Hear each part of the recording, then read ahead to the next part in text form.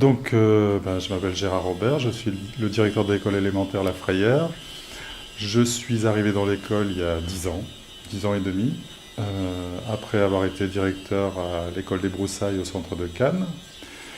Mais il y a 22 ans, en venant du Nord, parce que je viens de la région de Valenciennes, j'ai été muté sur les Alpes-Maritimes et ma première école a été l'école La Frayère. Donc je la connais depuis 22 ans. Certaines familles d'ailleurs, je les connais depuis ce temps-là. Et lorsque j'étais directeur à l'école des Broussailles, c'était une petite école de 6 classes. J'avais envie d'avoir une plus grande école et donc s'est présenté un poste libre, l'école La Frayère, et donc j'ai fait ma demande. Tout le monde m'avait dit attention, l'école La Frayère c'est un peu difficile, le quartier est difficile, mais comme j'y avais déjà travaillé, je savais que c'était pas tout à fait vrai. C'était un peu vrai en partie, mais je savais qu'il y avait un potentiel et qu'on pouvait travailler avec le quartier. Et voilà, c'était très intéressant. Donc depuis 10 ans, on essaye de faire des projets pour intéresser les enfants, pour amener les parents à l'école, parce que je trouve que pour qu'une scolarité soit réussie, il faut la complicité des parents, il faut une bonne entente entre les enseignants et la famille. C'est l'un des gages de réussite scolaire de l'enfant. Voilà, donc depuis le début, chaque année, on fait des projets d'action culturelle et souvent on tourne un film et on a en stock quelques petits films sur différents sujets, mais souvent se recoupe le respect de la règle, de la loi, des codes et surtout le respect de l'environnement aussi. Et depuis 3 ans et demi, grâce à l'aide du conservatoire et de l'inspection académique, on a pu monter une classe orchestre. Donc les enfants commencent en CE2, ils sont suivis pour 3 ans jusqu'en CM2. Ils font un instrument, donc les professeurs du conservatoire viennent les faire répéter à l'école pendant l'interclasse du midi. Le vendredi après-midi, ils se sont tous réunis et ils font le travail de l'orchestre avec un chef d'orchestre, monsieur Frédéric Bory, qui est en même temps professeur de trompette.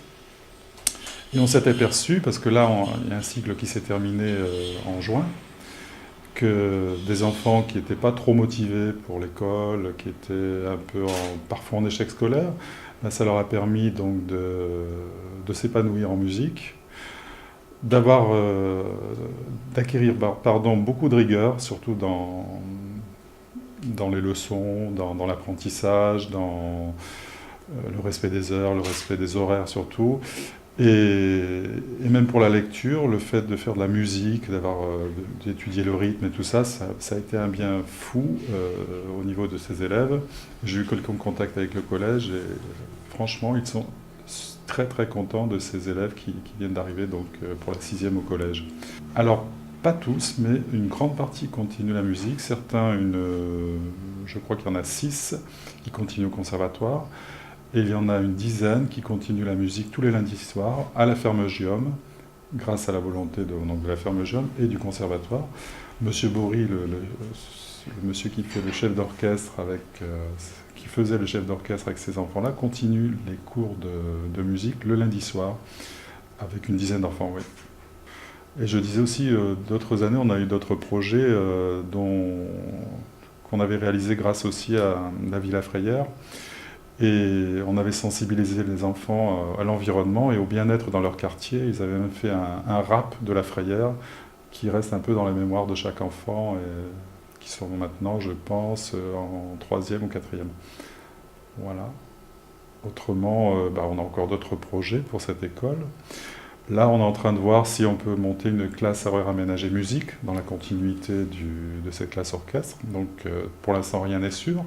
Mais j'ai le grand espoir qu'un jour ça se fera. Donc toujours en collaboration avec le Conservatoire municipal de la ville de Cannes, de l'inspection académique et des bonnes volontés aussi des enseignants, parce qu'il faut être très motivé. J'ai une équipe très très motivée là-dessus.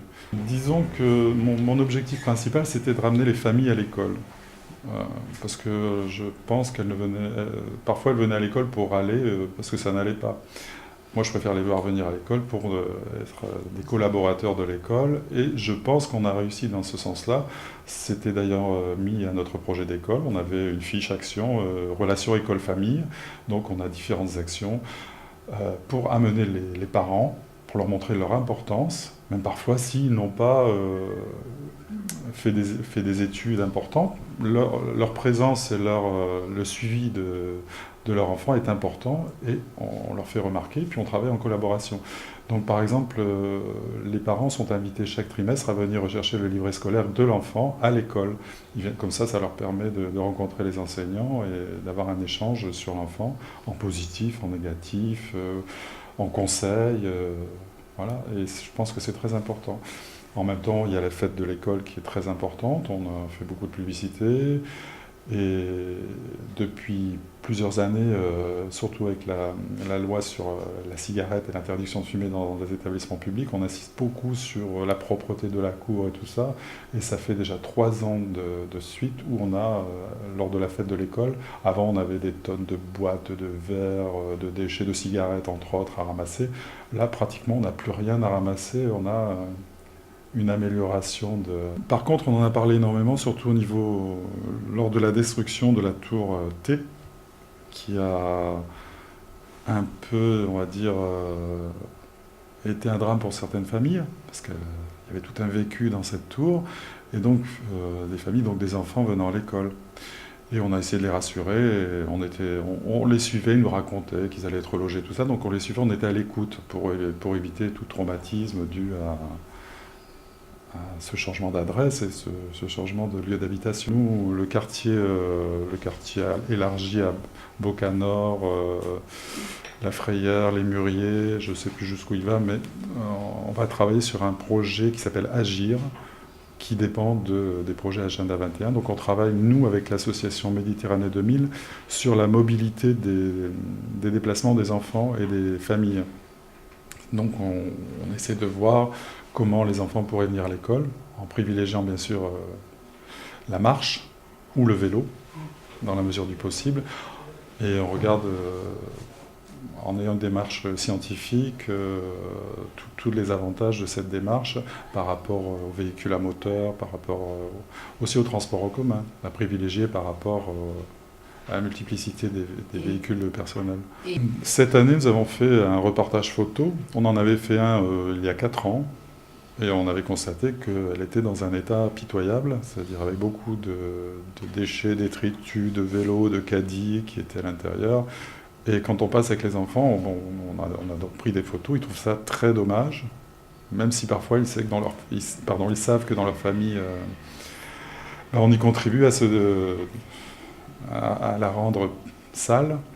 Donc je pense qu'ils seraient très contents d'avoir une rivière propre et un aménagement qui soit... Alors, on a essayé d'en lancer, mais ça nous pose un problème de sécurité, parce qu'il y a le milieu de l'eau, et puis en même temps, on peut trouver des objets dangereux. Donc, on a travaillé avec certaines associations du quartier qui voulaient le faire. Elles ont rencontré le même problème. Parfois, je sais que ça se fait. Il y a eu des grands nettoyages de la rivière, qui est un fleuve d'ailleurs, parce qu'elle se jette dans la mer. Voilà.